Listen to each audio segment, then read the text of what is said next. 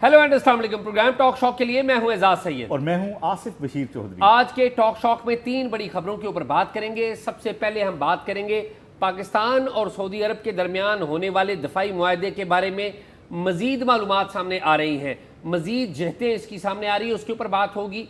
दूसरे नंबर पर हम बात करेंगे पाकिस्तान में ऑनलाइन फ्रॉड होता है जिसमें लोग अपने मोबाइल फ़ोन के हाथों लाखों रुपयों से महरूम हो जाते हैं। उनके लिए एक बड़ी अच्छी खबर है, उनके पैसे उन्हें वापस मिलेंगे कैसे, हम इस बारे में आपको मालूमात देंगे। तीसरे नंबर पर हम बात करेंगे ख्वातीन की, और हमारी ख्वातीन ने कोपैमाई की है और कोपैमाई करके एक बड़ी जो चोटी है उसको सर किया है, इसकी तफसीलात भी हम बात करेंगे। आइए बातचीत का आगाज करते हैं।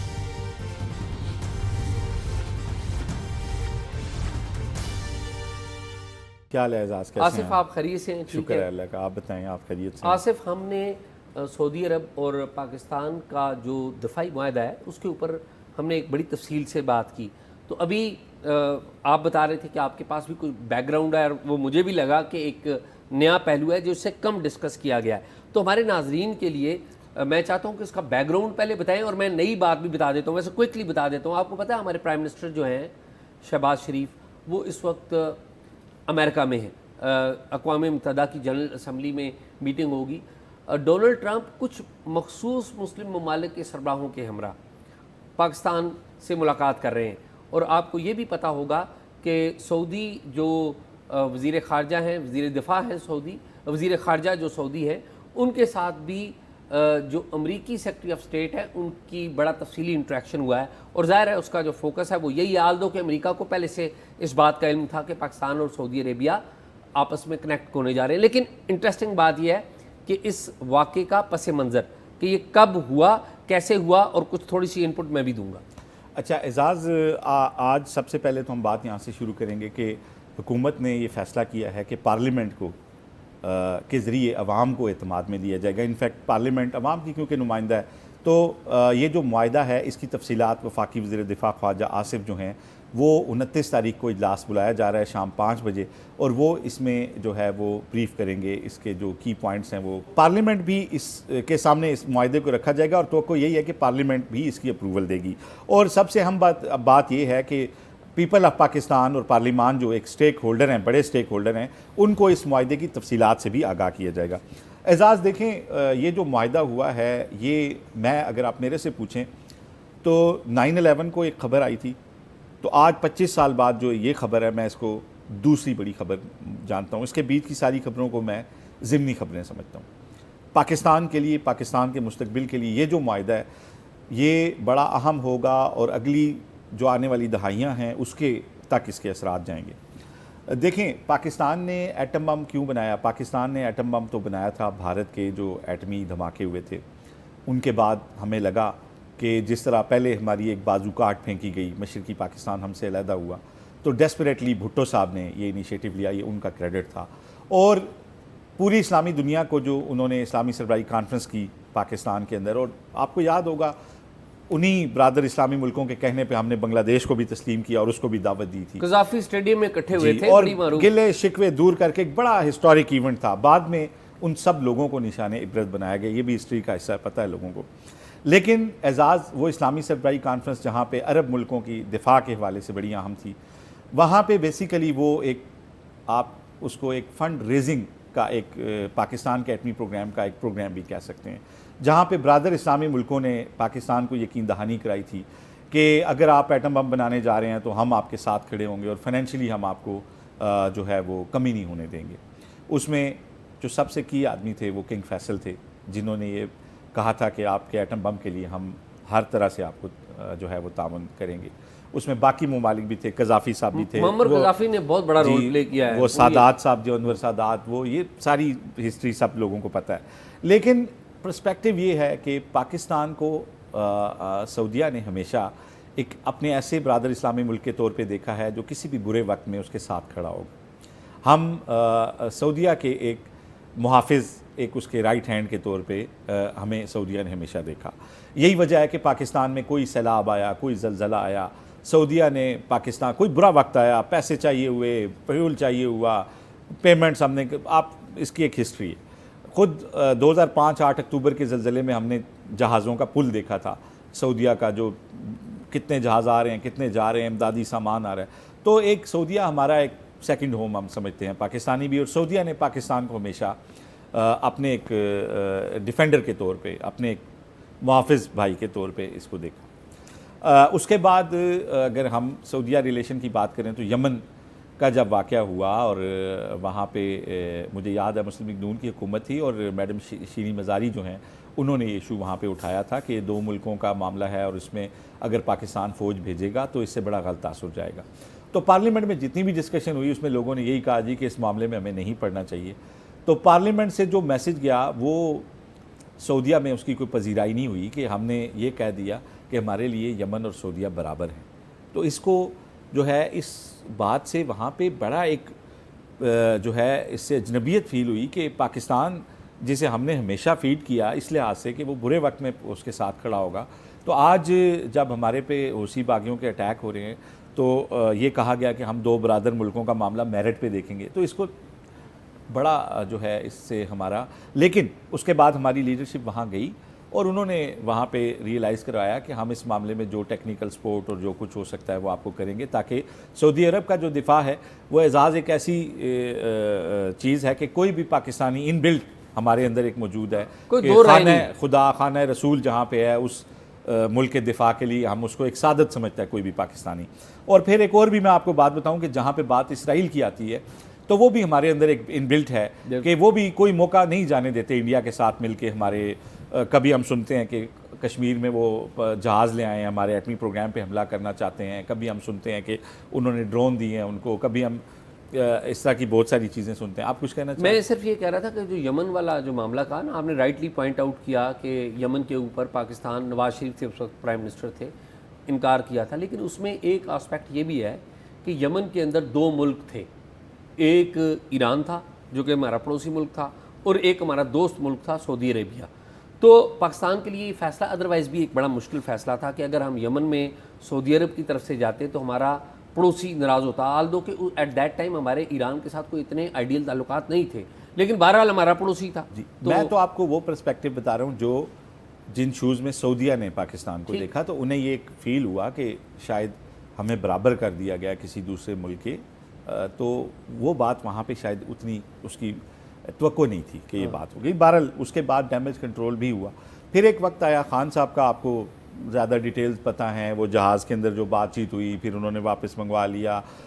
پھر جو معاملہ ہوا تھا اگر آپ کو یاد ہو، خان صاحب نے آپ کو یاد ہو کابینہ کے اندر بیٹھ کے جو کہا وہ بھی رپورٹ ہو گیا، وہ کابینہ کے اندر نقل اتارنے کی کوشش کی اور وہ خان صاحب کے اپنے ایک وزیر نے شکایت لگا دی. اور پھر ایک جو معاملہ ہوا نا آرٹیکل 370 کو جب انڈیا نے ابالش کیا تو اس کے بعد جب ہماری طرف سے یہ بیان دیا گیا وزیر خارجہ نے، حالانکہ یہ باتیں اس طرح نہیں ہوتی لیکن ہم نے کہا جی کہ سعودیہ اپنی پوزیشن واضح کرے کشمیر پہ. شاہ محمود قریشی صاحب نے یہ بیان دیا تھا. تو اس کے بعد پھر کہا گیا تھا جی کہ آپ کے جو پیسے دیے ہیں نا کائنڈلی وہ فوری طور پہ ہمیں وہ قسط جمع کروائیں. اور ہمیں یاد ہے کہ پھر چائنا سے ہم نے وہ کمرشلی وہ لے کے بڑے مہنگے ریٹ کے اوپر جا کے قسط دی تھی. تو انہوں نے کہا تھا کہ آپ یہ قسط جمع کرائیں تو پھر ہم آپ کو اپنا موقف بتائیں گے. پھر بیچ میں اعزاز آپ کو یہ بھی پتہ ہے کہ ایک مرتبہ ترکی، ملائیشیا، پاکستان ایک ٹی وی اور وہ جوائن کرنا چاہ رہے تھے اور اس میں ہمیں روکا گیا تھا. اور بعد میں ایک تو ہم وہاں گئے نہیں کہہ کے، اور بعد میں ہم نے انہیں بھی بتا دیا کہ ہمیں کس نے روکا. تو اس سے بھی بریچ آف ٹرسٹ ہوا. اور یہ کافی ساری چیزیں ہیں جس کے بعد اب ہوتا کیا ہے، پاکستان کی بڑی غلطی ہے جی، اس میں ہماری غلطی ہے. سعودی عرب نے ہمیں ہمیشہ محبت دی لیکن ہماری طرف سے بعض ایسے this is what I am seeing کہ سعودیہ ہمیشہ فائنینشلی ہر معاملے میں ہمارے ساتھ کھڑا ہوا ہے. بہرحال ایک ہسٹری تھی. اب جب سٹینڈ آف تک ہم آئیں، اگر نے اسی پروگرام میں خبر بریک کی تھی اور ہم نے بتایا تھا کہ کس طرح 2 بڑے ممالک، میں نام نہیں لوں گا ظاہر ہے، کہ انہوں نے براہ راست army chief at that time army chief ان کو فون کیا تھا اور فون کر کے براہ راست کہا تھا کہ دیکھیے آپ نے بعد میں پیسے تو مانگنے ہم سے ہی آنا ہے. تو انہوں نے یہ کہا تھا کہ انہوں نے کہا جی آپ ہم جواب دیں گے، یہ ہمارے زندگی اور موت کا فیصلہ ہے، لیکن آپ کو یہ یقین دلاتے ہیں کہ ہم پیسے مانگنے آپ سے نہیں آئیں گے. اور ان ملکوں کا یہ بھی کہنا تھا کہ ہم کوئی دوسرا فلسطین نہیں افورڈ کرتے، تو آپ دوسرا غزہ نہیں افورڈ کرتے. تو خیر اعزاز یہ ہوا کہ جو کچھ اللہ نے ہماری عزت رکھی اس سارے سٹینڈ آف کے اندر اور جو کچھ انڈیا کے ساتھ ہوا اور پھر جو آخری چیز میں کہوں گا کہ جب قطر کے اوپر اٹیک ہوا، قطر آپ کو پتہ ہے سب سے بڑا بیس وہاں پہ ہے امریکنز کا، امیگریشن وہاں پہ ہماری ہو جاتی ہے اگر امریکہ جانا ہو ہمیں. قطر کے پورے شہریوں کے پاس اب امریکہ جانے کے لیے کوئی ویزا کی پریکٹیکل ضرورت نہیں رہی، ٹھیک ہے، ان کی کلیئرنس ہو چکی ہوئی ہے. لیکن جب وہاں اٹیک ہوتا ہے اور پھر ٹرمپ یہ بیان دیتے ہیں کہ میں نے تو کہا تھا کہ حملے سے پہلے بتا دینا، یعنی ایک طرح سے، اور پھر یہ خبریں بھی آئیں کہ امریکہ نے اپروول دی تھی. تو اسلامک دنیا کو، ہماری جو یہ جو خلیجی ہمارے ممالک ہیں، ان کو یہ پتہ چل جاتا ہے کہ باقی سارے معاملات میں امریکہ آپ کے ساتھ ہے، لیکن اگر معاملہ اسرائیل کا ہوگا تو پھر آپ اسرائیل ہی پریویل کرے گا، آپ پیچھے رہ جائیں گے، آپ کا مفاد اور آپ کی وہ چیز پیچھے رہ جائے گی. سو دیٹ اسلامی دنیا میں دوبارہ سے یہ ریئلائزیشن ہوئی کہ پاکستان ہی وہ ملک ہے جو اسرائیل جیسے خطرے سے ان کو محفوظ رکھنے کی صلاحیت بھی رکھتا ہے. اور اعزاز، ہم کیونکہ فطری طور پہ میں نے کہا نا کہ ہم اسرائیل کے حوالے سے ہم پاکستان کے دفاع کے لیے جتنا زبردست پاکستانی کوئی لڑتا ہے، شاید اس سے کچھ زیادہ ہی جذبات جو ہے وہ اسرائیل کے خلاف اور سعودیہ کے دفاع کے لیے رکھے گا. تو ہم بڑے نیچرل اس معاملے میں سعودیہ کے اور وسط ایشیائی اپنے خلیجی ممالک کے ہم پارٹنر اس میں بنتے ہیں. اب اس معاہدے کی جو زبردست بات ہے وہ کیا ہے؟ وہ یہ ہے کہ جب ہم کسی ملک پہ حملہ، دوسرے ملک پہ حملہ تصور کا ہم یہ کہہ رہے ہیں اور باقی ملک اس کے اندر آنا چاہ رہے ہیں، تو اعزاز سب سے پہلے تو یہ ہے کہ ہم اپنی وہ ٹیکنالوجی وہاں لگائیں گے جو کہ اسرائیل کی ٹیکنالوجی کا جواب ہے. اور ہمیں کیا ملے گا بدلے میں؟ دیکھیں، اگر ہمارے پاس کمانڈ آتی ہے، جس طرح پہلے راحیل شریف 36 ملکوں کی اس کو دیکھ رہے تھے، یا بعد میں انہوں نے امریکہ کے ساتھ بہت سارے معاہدے کیے، $110 ارب کا ایک معاہدہ سعودیہ نے کیا، $65 ارب کا ایک معاہدہ کیا، اور اب امریکہ سے جو معاہدہ کیا ہے، اب پاکستان سے جو معاہدہ کیا ہے وہ اسی لیے کیا ہے کہ پچھلے معاہدے ناکافی تھے، انہیں لگا کہ ہمارے دفاع کے لیے کم ہے. تو اعزاز اب یہ ہوگا کہ جو وہاں پہ امریکی ٹیکنالوجی ہے، جیسے F-15 جہاز ہیں یا باقی چیزیں ہیں، وہ بھی ایک طرح سے ہماری کمانڈ میں آ جائیں گی. تو اس کا میننگ بھی آپ سمجھتے ہیں. دوسری چیز یہ ہے کہ اب کم از کم پاکستان کے جو فائنینشیل کرائسس ہے نا، کہ آج ہم ڈیفالٹ ہو جائیں گے اور کل ہو جائیں گے، گو کہ ہم اس فیز سے نکل آئیں، لیکن اب جب ہمارے ویل آف ساتھی جن کی دفاع کی ذمہ داری پاکستان کی ہوگی، تو اب ہم شاید فائنینشلی بھی بہتر پوزیشن میں چلے جائیں گے. اور یہ ایسا نہیں ہوگا کہ ہمارے دوست جن کا ہم دفاع کر رہے ہوں وہ ہمیں اس پوزیشن میں لے جائیں کہ ہم دوبارہ ڈیفالٹ کی طرف اگر کبھی جائیں تو وہ ہمیں اسی حالت میں چھوڑ دیں. لیکن اس کا یہ قطعی مطلب نہیں ہے کہ ہم اپنے ملک کی جو اکانومی ہے اس کو ٹھیک کرنا جو ہے وہ چھوڑ دیں، یا ہم اپنی ریفارمز کرنی چھوڑ دیں، کیونکہ یہاں پہ جو ایک تلخ حقیقت ہے نا وہ یہی ہے کہ انفارچونیٹلی پاکستان کا آئندہ رول بھی سیکیورٹی اسٹیٹ کا رہے گا. لیکن کیا ہی اچھا ہو کہ سیکیورٹی اسٹیٹ کے ساتھ ہم اپنی ایگریکلچر کو، ہم اپنی انڈسٹری کو، ہم اپنی اس کو بہتر کریں، ایکسپورٹ کو بڑھانے کی کوشش کریں، اور یہ سارا تکیہ نہ رکھیں کہ معاہدہ ہو گیا تو پیسے تو آ جائیں گے. اچھا، میں ایک معلومات ایڈ کروں، باقی ساری تو ہے. نئی بات کیا ہے اس میں؟ مجھے جو پتہ چلا ہے کہ نئی بات یہ ہے کہ چونکہ حالیہ ایران اسرائیل سٹینڈ آف کے دوران اسرائیل نے ایک واضح موقف لیا مسلم ممالک کے خلاف، پرٹیکولرلی ایران کے حوالے سے، اور بھارت نے بھی ایک واضح موقف لیا، اسرائیل کے ساتھ کھڑا ہوا. اب ایسی اطلاعات ہیں کہ خلیجی ممالک کو، بالخصوص سعودی عربیہ، UAE، ان کو بتایا جا رہا ہے کہ جتنے بھی انڈین سٹیزن ہیں ان ممالک میں موجود، وہ پوٹینشل تھریٹ ہیں معلومات دینے کا اسرائیلی خفیہ ایجنسی موساد کو. یہ میں ہوا میں بات نہیں کر رہا، یہ باقاعدہ معلومات پراپ اپ ہو رہی ہے، یہ بتایا جا رہا ہے. اور گراؤنڈ انٹیلیجنس کتنی امپورٹنٹ ہوتی ہے ایران کے معاملے میں، آپ نے دیکھ لیا پہلے حملے میں جس طریقے سے اسرائیلیوں نے ان کے آرمی چیف کو مار دیا. اس کا مطلب کیا ہے کہ سعودی عربیہ میں، ایران میں، سعودی عربیہ میں، UAE میں، کویت میں، قطر میں، ان ساری جگہوں پر، خلیجی ممالک میں جن جن اہم جگہوں پر بھارتی شہری بیٹھے ہوئے ہیں، اب ٹیکنیکلی وہ ان ممالک کے لیے ایک سیکیورٹی کے حوالے سے ایک سوالیہ نشان ضرور بن گئے ہیں. اگر تھریٹ نہیں تو سوالیہ نشان ضرور ہے، کیونکہ بھارت کا ایک کنیکشن ڈیولپ ہوا اسرائیل کے ساتھ. تو یہ میں اس کی تفصیلات آپ کو نہیں بتاؤں گا، لیکن یہ معلومات پراپ اپ ہوئی ہے.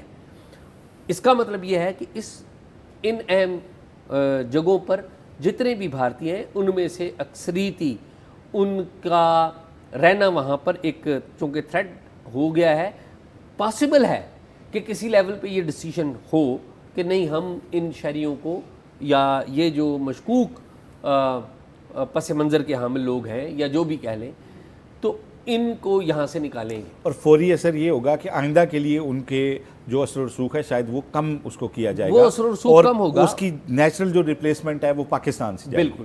تو یہ ایک میرے خیال میں بہت بڑا اسپیکٹ آپ نے بتایا ہے, اور گراؤنڈ انٹیلیجنس کی تو ہمیشہ سے بڑی اہمیت رہی ہے لڑائی میں. بالکل صحیح. اور اعزاز یہاں پہ یہ بھی دیکھنا ہے نا کہ عرب ممالک جب ہم پہلے تو ہمارا یہ ریلیشن تھا کہ انڈیا کے ساتھ تو ان کے بزنس ریلیشن تھے, اور ہم جاتے تھے ادھار لینے کے لیے, اور ادھار لینے کے بعد پھر ہم انہیں کہتے تھے, جب ہم کہتے تھے 3 ارب اور 1 ارب بینک میں رکھنے کے لیے دے دیں اور پیٹرول کے پیسے 6 ماہ کے لیے چھوڑ دیں, تو آتے ہوئے ہم کہتے تھے وہ ذرا انڈیا سے آپ نے تعلقات کم, تو بڑا مائنڈ کیا جاتا تھا کہ یار آپ ہمیں ڈکٹیٹ کرتے ہیں. چلیں آصف, یہ تو معاملات آگے اب شاید ریئلائزیشن ہوئی ہے کہ اس چیز کو وہ دیکھیں گے. میرے خیال میں آصف کوئکلی اگلی 2 خبریں بتائیں کیونکہ ٹائم ہمارے پاس کم ہے, ہم نے ایک خبر کے اوپر 20 منٹ دے دیے. ہاں اعزاز, خبر بھی بڑی اہم تھی. اچھا, دوسری سٹوری جو ہے جو آپ نے بات کی تھی پاکستانی خواتین کے حوالے سے, بڑی اہم خبر کہ پہلی مرتبہ پاکستان کی تاریخ میں خواتین کا ایک گروپ جو ہے اس نے 5400 میٹر کی بلند چوٹی کو سر کیا ہے. اور یہ کب کیا گیا ہے؟ یہ الپائن کلب آف پاکستان جو ہے اس کی 50ویں سالگرہ کی مناسبت سے یہ ایونٹ منعقد کیا گیا تھا. الپائن کلب کیا ہے؟ یہ ایک سیمی گورنمنٹ آپ اس کو ایک تنظیم سمجھ لیں جو پاکستان میں کو پیمائی کے فروغ کے لیے قائم کی گئی. تو ہوا یہ کہ تمام 4 صوبوں سے, جی بی سے, اسلام آباد سے, آزاد کشمیر سے خواتین کو سلیکٹ کیا گیا, اور ان کے گروپ کو جو ہے 5400 میٹر کی جو بلند چوٹی ہے وہ سر کروائی گئی. اسلام آباد سے جو ہیں وہ ڈاکٹر شاہرین خان تھیں, سندھ سے مدیحہ سید تھیں, پنجاب سے بسمہ حسن اور اقرا جیلانی تھیں, جی بی سے زیبا بطول تھیں, کے پی کے سے ماریہ بنگش تھیں, اور بلوچستان سے لاریب بطول تھیں. آزاد کشمیر ڈپارٹمنٹ سے کیونکہ انہیں کوئی خاتون نہیں ملی تھی کو پیما, تو پھر انٹرسٹنگلی اسلام آباد میں موجود ایک خاتون صحافی مونا خان جو ہماری کولیگ بھی رہی ہیں پہلے جیو میں, وہ انہوں نے جو ہے کشمیر کی نمائندگی کی. تو اہم بات یہ تھی کہ ساجد ستپارہ, شریف ستپارہ, اشرف ستپارہ, فدا علی, یہ معروف کو پیما جو ہیں وہ ان لوگوں کے ساتھ تھے. اور پہلی مرتبہ پاکستان کی خواتین جو ہیں اتنی بڑی ہائٹ پہ ہماری خواتین کا کوئی جو گروپ ہے وہ گیا ہے. اور اس تاریخی موقع پہ جو ہے وزیر اعظم نے اور سی ایم پنجاب جو ہیں انہوں نے مبارکباد بھی دی ان خواتین کو. اور جو الپائن کلب کے میجر جنرل عرفان ارشد صاحب ہیں, بیسیکلی انہوں نے ان کی ایفرٹ تھی. یہ سرونگ افسر ہیں اور یہ سیمی گورنمنٹ ادارہ ہے جو کو پیمائی کو فروغ دیتا ہے. تو جو میں بات اس میں آپ سے شیئر کرنا چاہ رہا تھا, جہاں پہ سوشل میڈیا پہ بڑی پذیرائی ہوئی, پاکستان کی معروف کو پیما نائلہ کیانی نے بڑا زبردست ٹریبیوٹ دیا ان خواتین کو, اور انہوں نے کہا جی کہ ہماری نوجوان نسل جو ہے نا وہ اپنے خوابوں کا جو تعاقب ہے وہ بڑی خوبصورتی سے کر رہی ہے. کبھی انسان کی نیچر ہے کہ وہ پہاڑ سر کرنا چاہتا ہے, اور خواتین کا اس میں آنا, جہاں ہمارے خواتین کے کوئی دیکھیں نہ اسپورٹس میں ان کی اس طرح سے ہوتی ہے. لیکن آصف میں نا مجھے اس سارے معاملے پہ ایک بڑا بنیادی اعتراض ہے. ان خواتین نے تو بڑا کام کیا, ظاہر ہے بڑی اچھی بات ہے, پاکستان میں خواتین کو آگے لے جانے کے لیے انہوں نے ایک کو پیمائی کا جو راستہ اختیار کیا, اور بھی بہت ساری خواتین آگے آئیں گی, پہلے بھی ہماری خواتین ہیں, لیکن یہ گروپ کی صورت میں آنا بہت بڑی بات. لیکن 2 حکومتوں سے مجھے اعتراض آیا. ایک تو آزاد کشمیر کی حکومت سے, پرائم منسٹر انوار الحق ینگ ہیں, نوجوان ہیں, انہیں چاہیے تھا کہ وہ مونا خان جو کشمیر کو ریپرزینٹ کر رہی تھی ان کو آنر کرتے.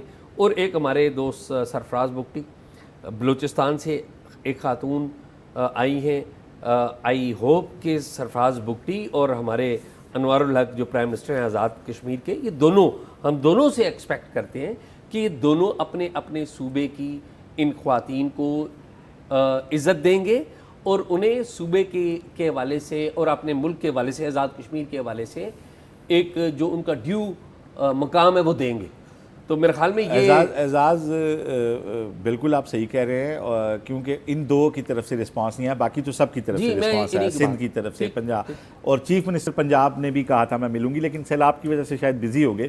تو کیا یہ اچھا ہو کہ وہ ان خواتین کی نہ صرف یہ کہ حوصلہ افزائی کریں بلکہ سرپرستی کریں, اور پاکستان میں ہماری جو بچیاں گھروں کے اندر ہیں جن کو سپورٹس کی اس طرح سے فیسلٹیز نہیں ہیں, وہ بھی انکریج ہوں گی اس سارے معاملے سے. اچھا آصف, اہم ترین خبر جو لوگ بڑی تعداد میں دیکھنا چاہتے ہیں. میں کہتا ہوں اس میں میں کوئی تبصرہ نہیں کروں گا, آپ بتائیں, کیونکہ ایوان صدر میں جو لیگل کنسلٹنٹ ہے عرفان قادر صاحب, سابق جج رہے ہیں اور بڑے مایہ ناز وکیل بھی ہیں, انہوں نے ایک پریسیڈنٹس قائم کی ہیں. پاکستان میں لوگوں کے پاس موبائل فون کال آتی ہے, کوڈ مانگا جاتا ہے, سادہ لوگ شہری جو ہیں ان کو فراڈ کر دیا جاتا ہے, پیسے ان کے اکاؤنٹ سے لے جایا جائے. تو کوئکلی بتا دیں کیونکہ لوگ دیکھنا چاہتے ہیں کہ کیسے ہم اپنے پیسے واپس. اعزاز دیکھیں نا, کئی لوگوں کے واٹس ایپ ہیک ہو جاتے ہیں 3-4, یا وہ لنک سے یا وہ کوڈ غلطی سے بتا دیتے ہیں, تو پھر وہ آپ کے سارے کنٹیکٹس کو میسج آتا ہے کہ جی مجھے 20,000 روپیہ دیں, 50,000 دیں, 2 لاکھ دیں, اور کئی لوگ بیچارے بھیج بھی دیتے ہیں کہ یار وہ تو یہی سمجھ رہے ہیں کہ اگر میرا فون ہیک ہوا ہے تو میں پیسے مانگ رہا ہوں. تو بعد میں پتہ چلتا ہے کہ وہ تو اسکیم ہو گیا ہے, فراڈ ہو گیا ہے, کسی اور نے پیسے لے لیے ہیں. اور یہ آئے دن کے واقعات ہیں, آپ روز ہم سنتے ہیں فلاں کا چلے گئے, فلاں کے ہو گیا, یہ ہو گیا, ہمیں خود یہ کالز آتی ہیں. ٹھیک بات. تو اعزاز اس میں نا جو یہ legal adviser to the president ہیں عرفان قادر صاحب, ایک تو پتہ ہے آپ کو شروع سے بڑے دبنگ آدمی ہیں, صرف لا نوئنگ نہیں ہے, صاحب رائے بھی ہیں اور کریجیس آدمی بھی ہیں. تو وہ اب کیونکہ legal adviser to the president ہیں تو اس پوسٹ پہ نا ان کے پاس جو 5 محتسب ہیں نا ہمارے, ان کے فیصلوں کی اپیلیں آتی ہیں. تو ان کے پاس وفاقی محتسب کی اپیل آتی ہے, وہ اپیلیں ایکچولی آتی ہیں صدر کو, اور صدر نے اپنے اختیارات دیے ہوئے انہیں ڈیلیگیٹ کیے ہوئے. تو یہ وفاقی محتسب کی, ٹیکس محتسب کی, ہراسمنٹ محتسب کی, بینکنگ محتسب کی اور انشورنس کے جو محتسب ہیں, ان 5 کی یہ اپیلیں جو ہیں ان کے اوپر یہ فیصلے کرتے ہیں. تو انہوں نے پچھلے دنوں میں نا کچھ بڑے انٹرسٹنگ فیصلے دیے ہیں, اور انہی میں سے ایک یہ بھی فیصلہ ہے. یہ کہتے ہیں کہ جب ہمارے پاس معاملہ آتا ہے, دیکھیں پیسے آپ کے گئے, کہاں گئے جی, فلاں بینک میں اکاؤنٹ میں بھیجیں, تو بینک کے پاس تو اکاؤنٹ ہولڈر کا پورا ریکارڈ ہوتا ہے اعزاز. تو یہ کیا کرتے ہیں کہ یہ اس میں آرڈر کر دیتے ہیں کہ ٹھیک ہے, یہ پیسے جب ریکور ہوں گے تو یہ بینک لے لے گا, اور بینک ابھی اس بندے کو ریکوری دے. تو جتنے ہمارے ویورز ہیں ان کو ہم یہ خوشی کی خبر سنا رہے ہیں کہ آپ بینکنگ محتسب کے پاس اپنی درخواست دائر کریں. بینکنگ محتسب اس پہ جو بھی فیصلہ کرتے ہیں, اگر آپ کے حق میں ہے اور وہ چیلنج ہوتا ہے تو آپ خاطر جمع رکھیں کہ یہ جو پریزیڈنشیل ایڈوائزر ہیں یہ فرد کے بجائے بینکوں کو, کیونکہ بینکنگ کا اپنا سسٹم ہے اس ہیکنگ کو روکنے کا, اس لیے وہ سمجھتے ہیں کہ وہ اپنا کام نہیں کر رہے, اور جب بھی پیسے ریکور ہوں گے تو بینک لے لے گا, لیکن آپ کے جو پیسے ہیں وہ یہ ریکور کروا دیتے ہیں. اچھا, اور صرف یہی بات نہیں ہے, عرفان قادر صاحب یہاں بیٹھ کے بڑے انٹرسٹنگ فیصلے دے رہے ہیں جو پریسیڈنٹ بن رہے ہیں. مثال کے طور پہ میں اگر ایک واقعہ کوٹ کرتا ہوں, میں ان کا سب سے پہلے پینشن کے حوالے سے. اعزاز, ایک تو یہ کہ پینشنر کے حوالے سے آپ کو پتہ ہے نا کہ جب کوئی بندہ فوت ہو جاتا ہے تو اس کی بیوہ کو پینشن ملتی ہے, اور جب بیوہ اگر فوت ہو جائیں تو اگر کوئی نابالغ بچی ہے تو اس کو ملتے ہیں پیسے. ٹھیک ہے, تو اب یہاں پہ یہ ہوا کہ ان کے پاس ایک کیس آیا جس میں بیوہ فوت ہوئی تو ان کے ایک نابینا بیٹے تھے. ٹھیک ہے, میں آپ کو نام بھی پڑھ کے بتاتا ہوں. محمد شہزاد ان کا نام تھا. ٹھیک ہے, اور ادارہ جو تھا ان کو پینشن نہیں دے رہا تھا, وہ اس لیے کہ وہ تو بیٹی کو ملتی ہے, اور بیٹی کو بھی یا 18 سال تک یا شادی تک ہوتا ہے تو وہ اس کے بعد نہیں ملے گی, تو یہ تو بیٹے ہیں. تو انہوں نے ایک لینڈ مارک ججمنٹ اس کے اوپر یہ انہوں نے دیا. انہوں نے کہا جی کہ یہ تو معذور جتنے بھی لوگ ہیں, یا ہم انہیں معذور نہیں کہتے, اسپیشل پرسن کہتے ہیں, ان کی تو ساری ذمہ داری ویسے ہی اسٹیٹ کی ہوتی ہے, تو یہاں پہ تو آپ کیوں کیسے ڈپرائیو رکھ سکتے ہیں. تو انہوں نے نہ صرف یہ کہ آرڈر دیا, انہوں نے کہا کہ ای او بی آئی کی جتنی پینشن ہوتی ہے اس کے برابر ایک وظیفہ جو ہے وہ ان کو دیا جائے. اور یہ ایک پریسیڈنٹ بن گیا اعزاز. ایسے تمام اسپیشل پرسنز جن کے والدین کی پینشن جو ہے وہ اب اگر بیٹی کو ملتی ہے تو وہ ان اسپیشل پرسنز کو بھی ملے گی. اور یہ ایک بڑی لینڈ مارک ججمنٹ ہے کہ اسپیشل پرسنز کے حوالے پرسپیکٹو میں اگر آپ اس کو دیکھیں گے تو یہ ان کے لیے ایک, ویسے تو حکومت کی ہر فرد کی ذمہ داری ہے, لیکن اسپیشل پرسنز تو شاید ایک قدم زیادہ ہمارے سے بھی زیادہ استحقاق رکھتے ہیں.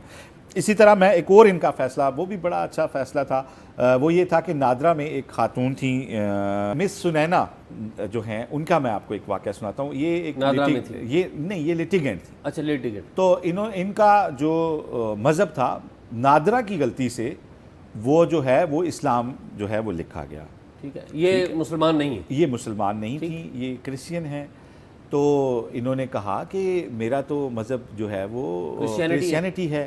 اب نادرا نے کہا کہ ہمارے ہاں تو کوئی قانون ہی نہیں ہے, ہم مذہب تو چینج ہی نہیں کر سکتے انسان کا, تو ہمارے تو سسٹم میں کوئی ایسا وہ نہیں ہے, تو آپ کا تو یہی. تو انہوں نے پھر کیس کیا, اور جب یہاں پہ آیا میٹر ان کے پاس تو انہوں نے اس کے اوپر بھی بڑی زبردست ججمنٹ دی. انہوں نے ایک تو فیکٹ اس کے دیکھے کہ دیکھیں پاسپورٹ کے اوپر بھی ان کا مذہب جو ہے وہ کرسچینٹی لکھا ہوا ہے. تو اب اگر نادرا غلطی کرے گا تو کیا کوئی فرق ساری زندگی ان کی غلطی کی سزا بھگتے گا؟ تو انہوں نے اس میں بھی نادرا کو جو ہے انہوں نے اس کے خلاف فیصلہ دیا, اور یہ عوامی شکایات جو ہیں ان کے اوپر بڑے زبردست آج کل جو فیصلے ہیں. حسنینہ کا جو ریلیجن ہے وہ واپس کرسچینٹی نادرا نے کیا, کیونکہ نادرا کی غلطی تھی نا. جی تو انہوں نے واپس ان کا مسئلہ حل کیا, اور انہوں نے کہا نادرا بغیر ثبوت کسی کا مذہب چینج نہیں کر سکتا, اور اگر نادرا کی غلطی ہے تو نادرا اس کو ٹھیک کرے گا, نہ کہ کوئی فرد جو ہے پوری زندگی اس کی وجہ سے مسائل کا شکار رہے گا. تو اس طرح کے اور بے شمار فیصلے ہیں, اگر ہم اپنے شو میں بات کریں تو لمبی ہو جائے گی, لیکن بڑی اچھی ججمنٹس آ رہی ہیں. لوگوں کو چاہیے کہ اگر انہیں جو وہ محتسبان حضرات کے پاس جاتے ہیں, اگر وہاں پہ ان کی سنوائی نہیں ہوتی تو وہ لازمی یہاں اپیل کریں, اور ان کو ایک بہترین قانونی دماغ جو ہے کریجیس انسان وہاں پہ بیٹھ کے سنے گا, اور اگر ان کا قانون کے اندر کوئی چیز بنتی ہوگی تو ریمیڈی ضرور ملے گی. ٹھیک ہے, آپ سے بہت شکریہ. ناظرین, پروگرام آپ نے دیکھا, پروگرام کے بارے میں کمنٹ ضرور کیجیے گا, اور اگر کوئی معلومات ہوں تو ہمیں talkshop777@gmail.com پہ شیئر کیجیے. اللہ حافظ.